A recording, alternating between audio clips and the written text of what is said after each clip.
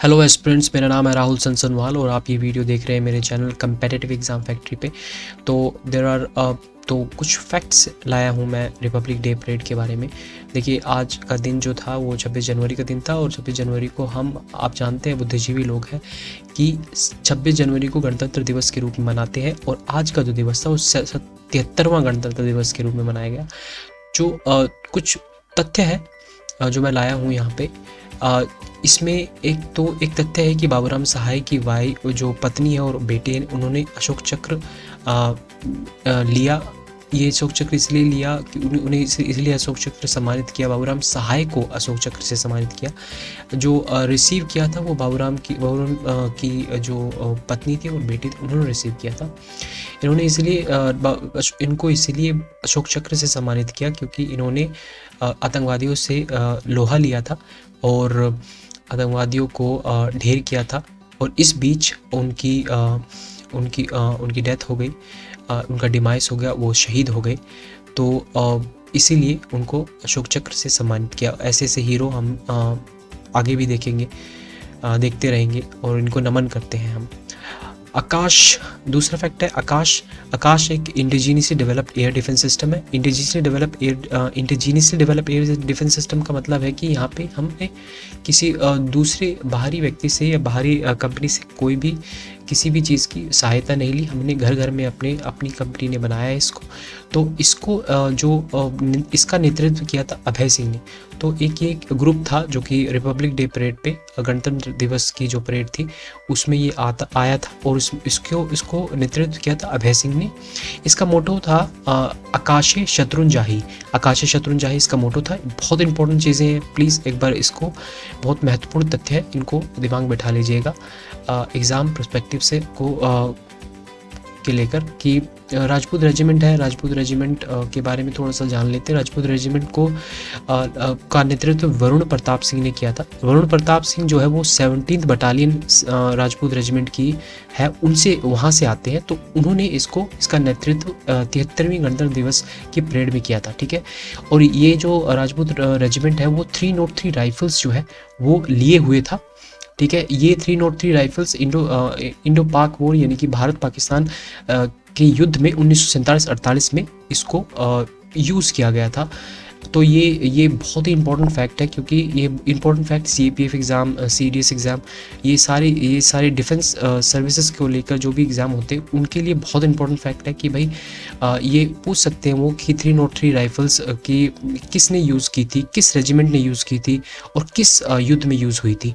तो इस तरीके से चीज़ें किसी भी तरीके से पूछ सकते हैं वो लोग। तो आप ये ध्यान रखिएगा कि राजपूत रेजिमेंट ने जो वो कैरी किया था 303 राइफल्स, ठीक है, जब रिपब्लिक डे परेड हुई थी 26 जनवरी को, ठीक है। और ये 303 राइफल्स यूज़ कब हुई थी? ये हुई थी 1947-48 में जब भारत पाकिस्तान का युद्ध हुआ था, तब ये 303 राइफल्स यूज़ की गई थी। इसका युद्ध घोष है बोल बजरंग बली की जय, ठीक है। युद्ध घोष भी याद कर लेना, कुछ भी पूछ सकते हैं वो लोग।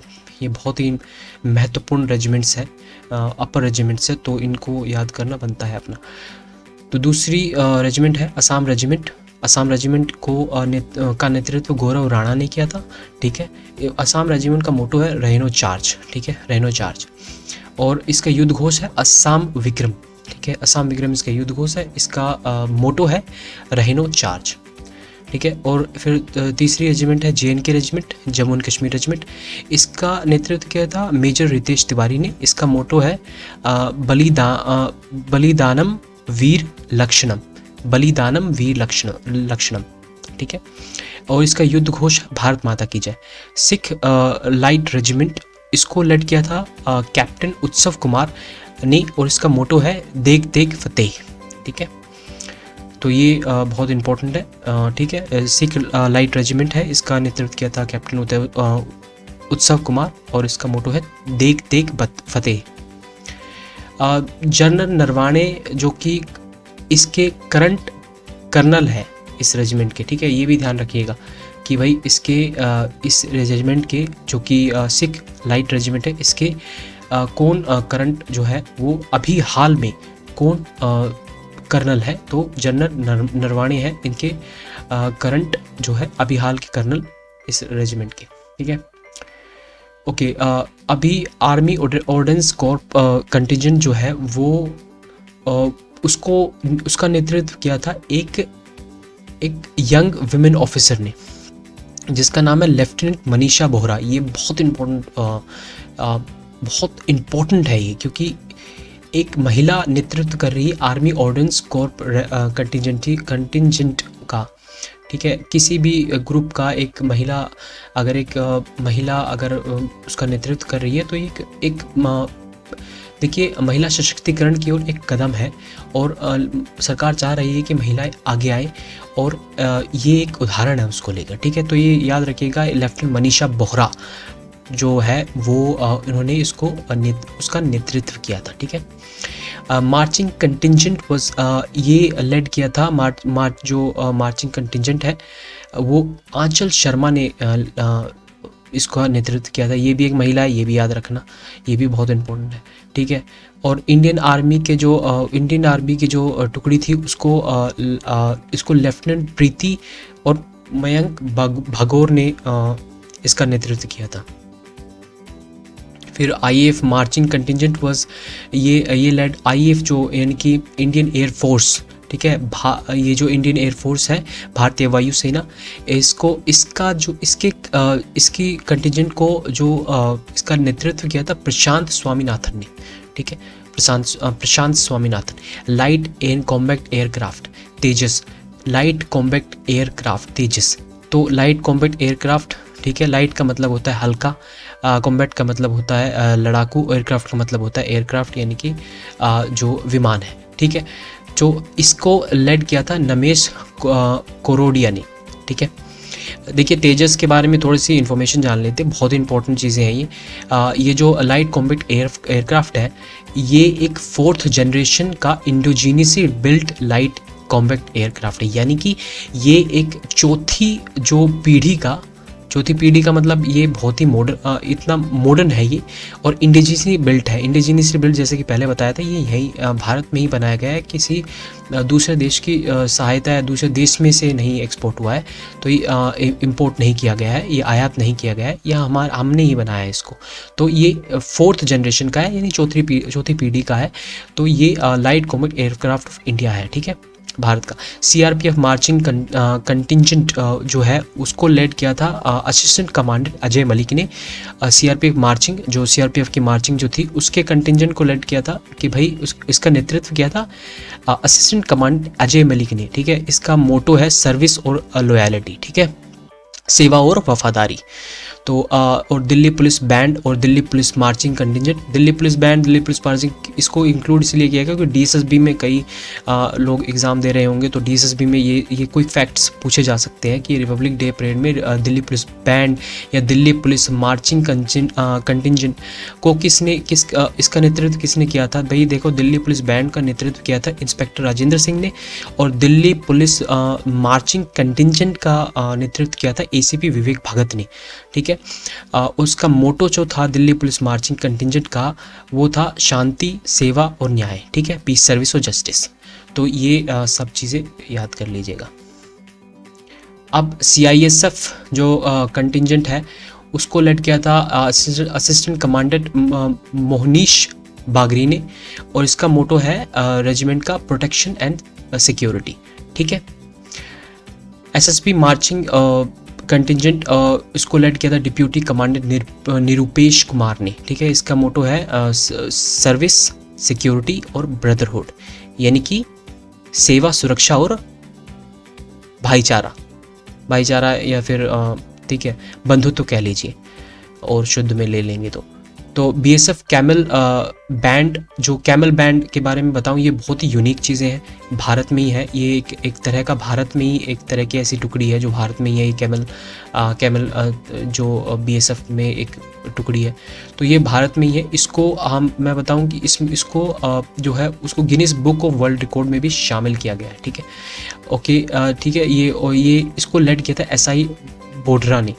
ठीक है, एसआई बोधरा ने, sub inspector Bodhra, camel band. ठीक है, तो एनसीसी है, नेशनल कैडेट कॉर्प्स, ये सब जानते हैं। नेशनल कैडेट कॉर्प्स बॉय यानी कि जिसमें सिर्फ लड़के थे, उसको इसकी मार्चिंग कंटिजेंट थी, उसको लड़ के था रुपेंद्र कुमार चौहान ने, ठीक है, रुपेंद्र कुमार चौहान।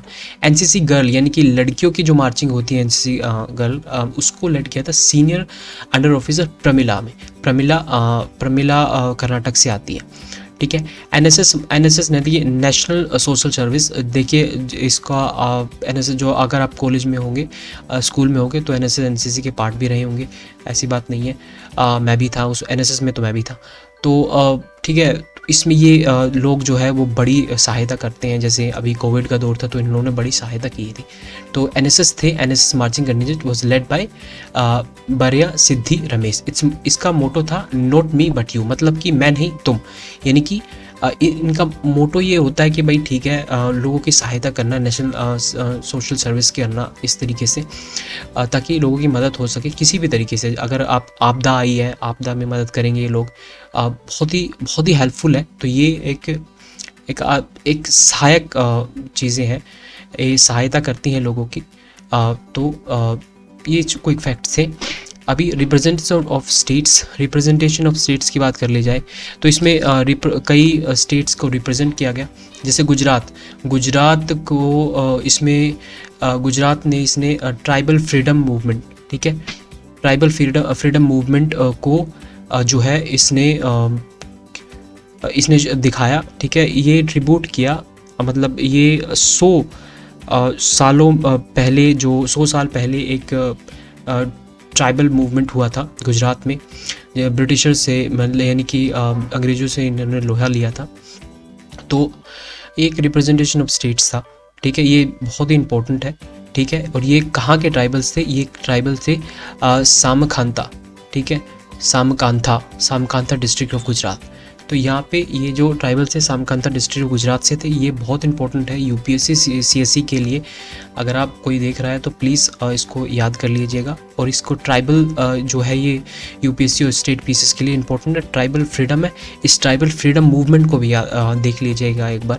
अगर आप कहेंगे तो इस पर वीडियो भी बन सकती है, लेकिन तभी जब आप कहेंगे। तो ट्राइबल फ्रीडम मूवमेंट को भी एक बार देख लीजिएगा। तो ठीक है, अब आते हैं हरियाणा पे। हरियाणा की जो थीम थी वो है no one in the sports. मतलब हरियाणा जो है, हरियाणा एक ऐसा स्टेट है जो खेल कूदों में हमेशा आगे रहा है। तो कई जितने भी गोल्ड मेडल्स हैं वो हरियाणा के लोग लेके आते हैं, और ये बहुत ही अच्छी बात है, ठीक है। हमें स्पोर्ट्स को, हमें खेल कूदों को और भी राज्यों में बढ़ावा देना चाहिए। तो हरियाणा की जो थीम थी वो थी no one in the sports. तो हरियाणा को भी रिप्रेजेंट किया गया। उत्तराखंड देखिए, उत्तराखंड यूकेपीएससी आ रहा है, ठीक है। यूकेपीएससी की दृष्टि से ये बहुत ही इंपॉर्टेंट फैक्ट हो जाता है कि भाई यूकेपीएससी में पूछ लेंगे भाई कि जो उत्तराखंड जो रिप्रेजेंटेशन स्टेट था, कि उत्तराखंड का मोटो क्या था, उत्तराखंड का क्या मोटो था भाई वहाँ पे। तो उत्तराखंड का प्रगति और बढ़ता उत्तराखंड है, ठीक है, प्रोग्रेस एंड ग्रोइंग उत्तराखंड। तो ये आप कह लीजिए प्रगति और बढ़ता उत्तराखंड, तो ये ज़रूर याद रखिएगा। Karnataka cradle of traditional handicraft, मतलब इसमें जो ट्रेडिशनल हैंडीक्राफ्ट जो थे ना, जो परंपरागत जो हस्तशिल्प कला जो थी उसको बढ़ावा दिया गया, उसको इसमें रिप्रेजेंटेशन ऑफ स्टेट्स में लाया गया। छत्तीसगढ़ में कुछ स्कीम्स थी। छत्तीसगढ़ में गोधन न्याय योजना, जो लोग छत्तीसगढ़ पब्लिक सर्विस कमीशन की तैयारी कर रहे हैं, ये गोधन न्याय योजना ज़रूर देख लीजिएगा। ये बहुत ही इंपॉर्टेंट है क्योंकि ये स्कीम आई हुई है रिपब्लिक डे परेड में। तो इसमें गोधन न्याय योजना छत्तीसगढ़ की रिप्रेजेंटेशन में दिखाए गए थे, ठीक है। यूपी पीएससी के लिए बहुत ही इंपॉर्टेंट चीज़ें हैं। यूपी पीएससी में 2 चीज़ें इंपॉर्टेंट हैं यहाँ पे। यूपी में काशी विश्वनाथ धाम, ठीक है, ये कहाँ है, इसकी लोकेशन देख लेना, क्या क्या है, इसकी हिस्टोरिकल वैल्यू क्या है, इसकी चीज़ें क्या क्या, मतलब किस तरीके से हैं ये, इसकी सांस्कृतिक जो है, इसकी वैल्यू क्या है, वो सब चीज़ें देख लेना। और 1 डिस्ट्रिक्ट 1 प्रोडक्ट, ये यूपी की एक स्कीम है, इसको देख लेना कि वन डिस्ट्रिक्ट वन प्रोडक्ट के तहत कितने प्रोडक्ट्स को इस साल में कितनी बार मतलब इस साल में कितनी लिया गया है, और स्कीम को एक बार ढंग से पढ़ लेना, ठीक है।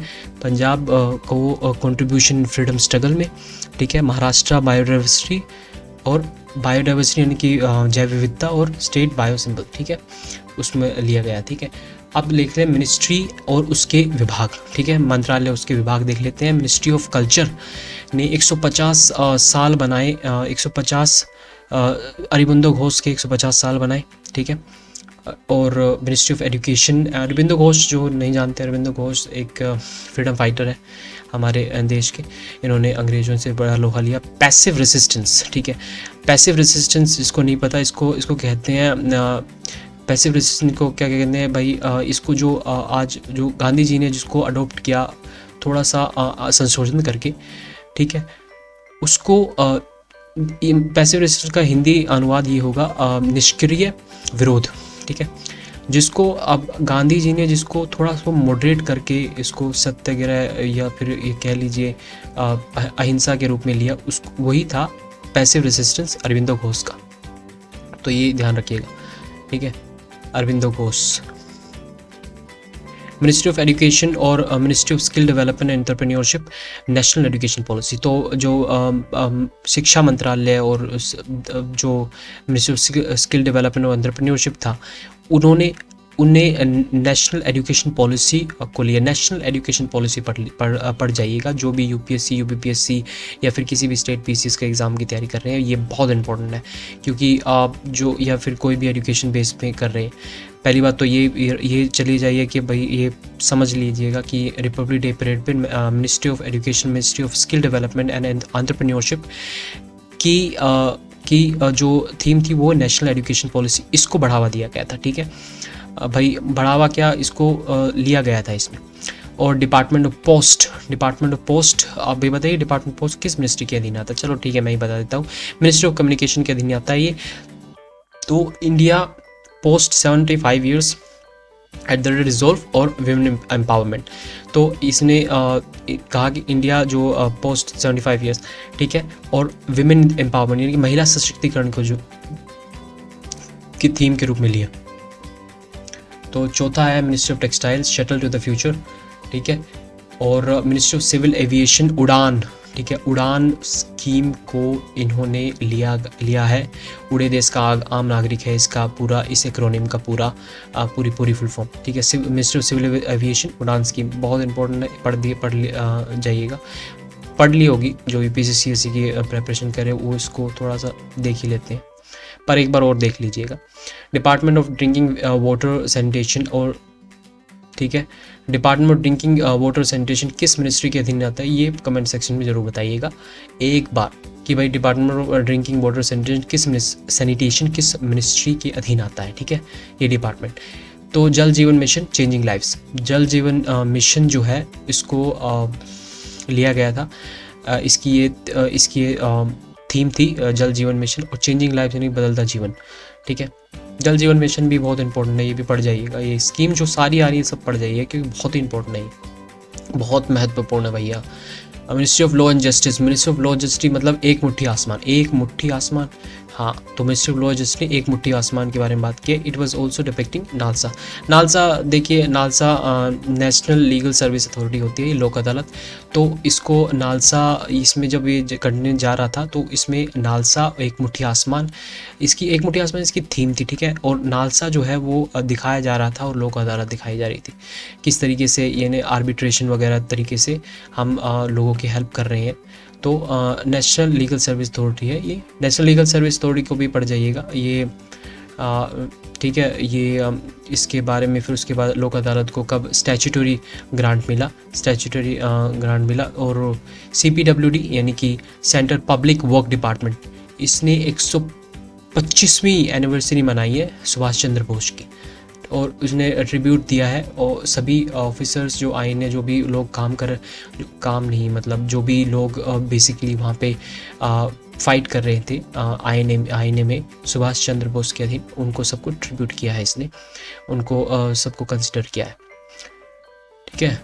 ट्रिब्यूट दिया है कह लीजिए। मिनिस्ट्री ऑफ डिफेंस और ministry of culture organise Vande Bharat नृत्य, ये भी बहुत ज़्यादा इंपॉर्टेंट है। ये जो मिनिस्ट्री ऑफ डिफेंस है और मिनिस्ट्री ऑफ कल्चर है, इन्होंने वंदे भारत नृत्य महोत्सव, ठीक है, वंदे भारत नृत्य महोत्सव को प्रमोट किया है और for the celebrate 75 years of independence, 75 साल स्वतंत्रता के 75 साल को इन्होंने उत्सव के रूप में मनाया है, ठीक है। वंदे भारत नृत्य महोत्सव था। इस नृत्य महोत्सव में 36 टीमें आई थी 15 राज्यों से, ठीक है। तो ये थोड़ा सा ये यूनिक चीज़ थी जो यहाँ पे थी, ठीक है। तो ये जो सुखोई राफेल इसमें पार्टिसिपेट किए थे और ये जो मिसलेनियस है, ये जो स्कीम मैं कह रहा था ना, ये जो रेजिमेंट कह रहा था, ये कैमल रेजिमेंट, ये जो बीएसएफ का थोड़ा ये मतलब पार्ट है। तो ये जो कैमल रेजिमेंट है ये अपने आप में यूनिक है, ठीक है। ये अपने आप में यूनिक इसलिए इसको Guinness world book of record में शामिल किया गया। और इसके साथ साथ इसमें जो चीज़ें इसमें जो ये जो यूनिक इसलिए ये अनूठी है, यही एक ऐसी है जो पूरे वर्ल्ड में एक अलग अलग सी है, ऐसी है जो ऊँटों पे बैठ के लड़ाई करते हैं, यही एक अलग चीज़ें हैं। तो इसीलिए इसको शामिल भी किया गया है। ये कुछ फ़ोटोज़ हैं, ठीक है। प्रधानमंत्री जी देखिए इस तरीके से सैल्यूट कर रहे हैं, ठीक है। और ये देखिए ऑफिसर्स खड़े हैं, ये देखिए यहाँ पे। तो ये सारी चीज़ें, ठीक है। आज इस वीडियो को मैं यहीं समाप्त करता हूँ। मैं आशा कर रहा हूँ कि आपने ये वीडियो पसंद की होगी। देखिए लाइक कर दीजिएगा और इस पर सब्सक्राइब कर दीजिए और लाल पट्टी होगी दबा दीजिए और घंटे को बजा दीजिए।